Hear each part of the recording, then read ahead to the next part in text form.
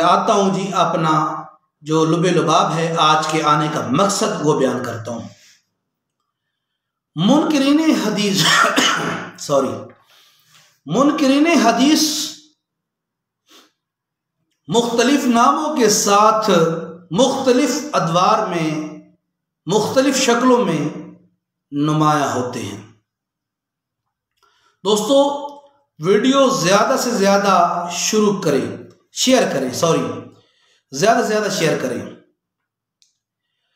اچھا، اب آتے ہیں منکرین حدیث۔ تو منکرین حدیث کی علامات میں بیان کر دیتا ہوں، پھر آپ نے اپنے ارد گرد دیکھنا ہے کہ یہ علامات کس طبقے میں پائی جاتی ہیں۔ منکرین حدیث کی پہلی علامت، منکرین حدیث سب سے پہلے محدثین سے عوام کا اعتماد اٹھاتے ہیں، تاکہ عوام محدثین سے اپنا اعتماد اٹھا لے گی۔ جب کتاب لکھنے والے پہ اعتماد اٹھ جاتا ہے تو آٹومیٹک کتاب سے بھی اعتماد اٹھ جاتا ہے۔ سب سے پہلے اعتماد اٹھاتے ہیں محدثین سے، یہ منکرین حدیث، ان کی پہلی علامت یہ ہوگی۔ اور ایک اور بات بڑی عجیب ہے، منکرین حدیث سب سے پہلے جو حملہ کرتے ہیں وہ بخاری شریف پہ حملہ کرتے ہیں۔ وجہ یہ ہے کہ بخاری شریف وہ کتاب ہے جو احادیث کی تمام کتب میں اس کو اتنی زیادہ شہرت حاصل ہے کہ اتنی شہرت کسی اور حدیث کی کتاب کو نہ مل سکی۔ اسی لیے منکرین حدیث کا پہلا حملہ بخاری شریف پہ ہوتا ہے کہ بخاری شریف پہ جب اعتماد اٹھ جائے گا تو پھر باقی کتابوں پہ اعتماد اٹھانا آسان ہو جاتا ہے۔ تو یہ کہ اعتماد کیوں اٹھاتے ہیں، ایک عالمی کلیہ ہے۔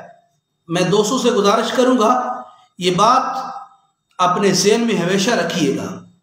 ایک عالمی کلیہ ہے، کسی بھی چیز کو اس کی اصل حیثیت ختم کرنا مقصود ہو، اس کی حیثیت تسلیم نہ کرنا ہو تو در حقیقت یعنی کسی چیز کی حیثیت ختم کرنی ہو تو سب سے پہلے اس کی بات کو آپ ہلکا محسوس کریں گے، اس کی یعنی کہ نام کے ساتھ آپ چھیڑ خانی نہیں کریں گے، لیکن اس کی وقت آپ ختم کریں گے۔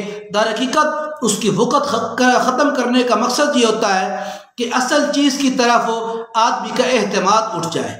اسی طرح یہ لوگ بخاری شریف پہ اعتراض کرتے ہیں، در حقیقت تمام احادیث پہ اعتماد نہیں کرتے۔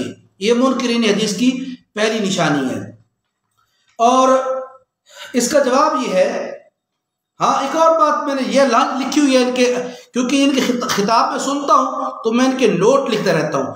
اور ایک اور بات، مولانا حبیب اللہ امان صاحب اس وقت ہمیں دیکھ رہے ہیں، ایک اور بات خاص ہے کہ یہ بڑے طریقے اور چلاکی کے ساتھ داخل ہوتے ہیں منکرین حدیث۔ یہ سب سے پہلے آواز اٹھائیں گے کہ جی تحفظ قرآن، پھر اس کے بعد کہیں گے تحفظ ناموس رسالت صلی اللہ علیہ وسلم۔ خوبصورت عنوان کے ساتھ یہ عوام کے سامنے آئیں گے اور اس عنوان کو سامنے رکھ کر یہ حدیث کا انکار کریں گے۔ تو دوستو اس کے جواب میں عرض ہے کہ اصول حدیث کے مطابق کوئی بھی حدیث قرآن کے مقابلے میں آ جائے تو اس کو چھوڑ دیا جاتا ہے، اور یہ اصول منکرین حدیث کا بنایا ہوا نہیں ہے بلکہ محدثین نے یہ اصول بنایا ہے۔ جو حدیث کتاب اللہ کے مقابلے میں آ جائے اس کو چھوڑ دیا جاتا ہے۔ تو پھر یہاں پہ منکرین حدیث کا اعتراض تو بہرحال ختم ہو جاتا ہے، لیکن کیا کریں، انہوں نے کیونکہ غلام محمد پرویز کی کتاب پڑھی ہوئی ہے جس کا نام ہے قرآنی فیصلے، آپ قرآنی فیصلے کتاب پڑھ لیجئے اور آج کے منکرین حدیث ان کے خطاب سن لیجئے، آپ کو ذرہ برابر فرق معلوم نہیں ہوگا۔ یہ در حقیقت یہ وہی کتاب قرآنی فیصلے پڑھ کر یہ سامنے آئے ہیں۔ اس کے بعد بات یہ ہے کہ آج جو صحیح احادیث منکرین حدیث کو قرآن یہ شان رسالت کے منافی نظر آتی ہیں، یہ محدثین کو نظر کیوں نہیں آئی؟ سوال یہ پیدا ہوتا ہے کہ یہ جو آج میں ایک بات کرتا ہوں کہ یہ جو آج دوست اعتراض کرتے ہیں فلاں بخاری شریف کی حدیث قرآن کے مقابلے میں ہے، ان سے گزارش یہ ہے کہ سب سے پہلے آپ ہمت کریں، یہ بتائیں کہ آپ لوگوں نے یہ کہاں سے باتیں گھڑی ہیں۔ تو کمنٹ آ رہے ہیں جی میرے مشرک ہونے پہ، بہت شکریہ جناب۔ اچھا، تو بات یہ ہے کہ میرا ان سے سوال یہ ہے، بخاری شریف جب لکھی گئی اس وقت بڑے بڑے محدثین نے ان کی شرح لکھی۔ بخاری شریف کی شرح، بہت سی شرح لکھی گئی، ان میں علامہ حجر عسقلانی رحمہ اللہ کی فتح الباری اور علامہ عینی کی شرح عمدۃ القاری، اسی طرح بہت سے نامور اہل سنت اکابر نے بخاری شریف کی شرح لکھی ہے۔ جن اکابر نے شرح لکھی ہے، کسی ایک محدث نے بھی کہا کہ فلاں بخاری شریف کی حدیث قرآن کے مقابلے میں آ گئی، آپ ایک محدث بھی پیش نہیں کر سکتے۔ اور اسی طرح میں یہ بالکل واضح بات کر رہا ہوں، اور یہ باتیں دورہ حدیث میں ان لوگوں نے پڑھ رکھی ہیں، لیکن یہ لوگ کسی کو کیا بتائیں، کیوں بتائیں؟ تاکہ چیچڑ کے داغ نظر نہ آئیں اور مثالیں دیتے ہیں ہمارے خلاف۔ اچھا، دوسری علامت ہے جی منکرین حدیث کی، دوسری علامت ان کی شناخت کرا رہا ہوں تاکہ ایسے لوگ ملیں تو آپ کو سمجھ لگ جائے کہ یہ لوگ منکرین حدیث ہیں۔ دوسری علامت ہے قرآن پاک کے مفسر بننے کی کوشش کرتے ہیں، خود کو مفسر قرآن، خود کو علامہ اور پتہ نہیں کیا کچھ زہر کرتے ہیں، حالانکہ انہیں حدیث کے درجات اور حدیث کی اقسام اور محدثین کی اصطلاحات کا قطعی کوئی علم ہی نہیں ہوتا، لیکن یہ لوگ خود کو مفسر قرآن کہتے ہوئے احادیث کا انکار کریں گے، لیکن زہر یہ کریں گے کہ قرآن کریم احادیث کے بغیر اس کی تشریح ہماری عقل کے مطابق ہو سکتی ہے۔ تو اس طرح حالانکہ یہ خیال قطعی غلط ہے، حدیث شریف کے بغیر کتاب اللہ سمجھ نہیں آ سکتی۔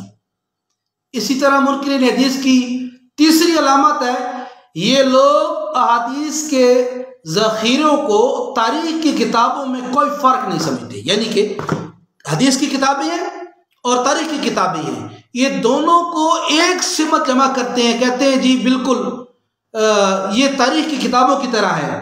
اور بعض اوقات ایسا بھی میں نے دیکھا ہے کہ یہ صحیح حدیث کو چھوڑ کر تاریخ کو اپنا لیتے ہیں، جیسا کہ حضرت عائشہ رضی اللہ تعالیٰ عنہ کا جو نکاح ہے اس کے متعلق یہ تاریخ کی بے سند گھڑی ہوئی بات تو مان جائیں گے، لیکن حدیث شریف کے قریب نہیں جائیں گے۔ در حقیقت ان کے اندر مرض یہ ہوتا ہے کہ حدیث کا انکار کرتے ہیں۔ اور تاریخ کی کتابیں اور حدیث کی کتابیں ان کے لیے یک برابر ہوتی ہیں۔ منکرین حدیث کی چوتھی علامت، یہ لوگ احادیث نبوی صلی اللہ علیہ وسلم کو وحی کی ایک قسم تسلیم کرنے سے انکار کرتے ہیں۔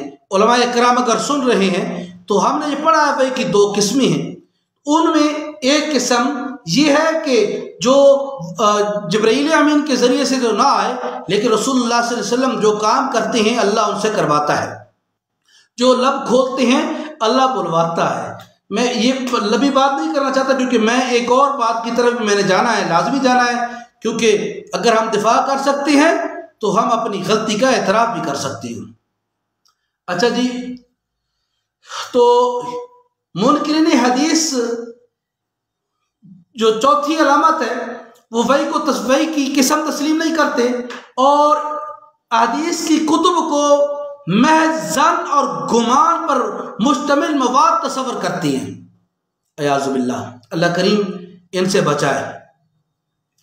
اسی طرح منکرین حدیث کی پانچویں علامت، یہ لوگ دین کے معاملات میں عقل کو استعمال کرنے پر زیادہ زور دیتے ہیں، عقل کو زیادہ استعمال کرتے ہیں، یہ عقل نہیں مانتی، یہ حدیث کے انکار کے لیے عقل کو غالب کرتے ہیں۔ تو ان کے لیے میں گزارش کروں گا، منکرین حدیث کے لیے میں گزارش کر رہا ہوں کہ آپ عوام کو کیوں گمراہ کرتے ہو؟ اللہ کریم ہمارا خاتمہ ان لوگوں کے ساتھ کرے جو اہل سنت والجماعت میں ہیں۔ یہ لوگ عوام کو گمراہ کرتے ہیں، گمراہ کرتے ہوئے کیا کہتے ہیں؟ جی عقل یہ بات نہیں مانتی، عقل یہ فلاں بات نہیں مانتی، عقل نہیں مانتی، اور ساتھ دلیلیں دیتے ہیں۔ تو میں ان کے لیے عرض کرتا ہوں، عقل کا اللہ رب العالمین نے عقل کی مثالیں بعض جگہ دی ہے توحید سمجھانے کے لیے، توحید سمجھانے کے لیے کہ توحید، اللہ نے آسمان کو بنایا، اللہ نے زمین کو بنایا، اللہ نے آسمان کو بغیر ستونے کے کھڑا کیا، اللہ نے پہاڑوں کو بنایا، اللہ کے علاوہ کون ہے بنانے والا؟ یا عقل کے استعمال کو اللہ نے کھولا ہے، یا توحید کے لیے عقل کا استعمال ہے۔ لیکن شارع علیہ السلام کے حکم کو ماننے پر عقل نہیں چلتی، اس وقت حکم چلتا ہے۔ جس طرح مغرب کی نماز ہے 3 رکعت، عقل کہتی ہے 4تھی پڑھ لینے میں کون سا گناہ ہے، تو شریعت کہتی ہے نہیں 3 پڑھنی ہے، شارع علیہ السلام کا حکم ہے۔ تو یہاں عقل نہیں چلے گی بلکہ حکم چلے گا۔ اچھا، اور اس کے بعد اب آتے ہیں جی چھٹی، منکرین حدیث کی چھٹی علامت، جو صرف ان لوگوں میں پائی جاتی ہے جو انکار حدیث کے ضمن میں انتہا درجہ پر نہیں ہوتے، بلکہ انکار اور اقرار کی درمیانی کیفیت میں ہوتے ہیں۔ یہ وہ لوگ ہوتے ہیں جو ڈرتے ہیں اس بات سے کہ کوئی ہمیں منکرین حدیث نہ کہہ دے، منکر حدیث نہ کہہ دے، لیکن در حقیقت ان کے اندر مرض یہی ہوتا ہے۔ اور یہ مرض، یہ علامتیں میں نے جو بیان کی ہیں، یہ آپ اپنے آس پاس دیکھیے گا، یہ علامتیں کن لوگوں میں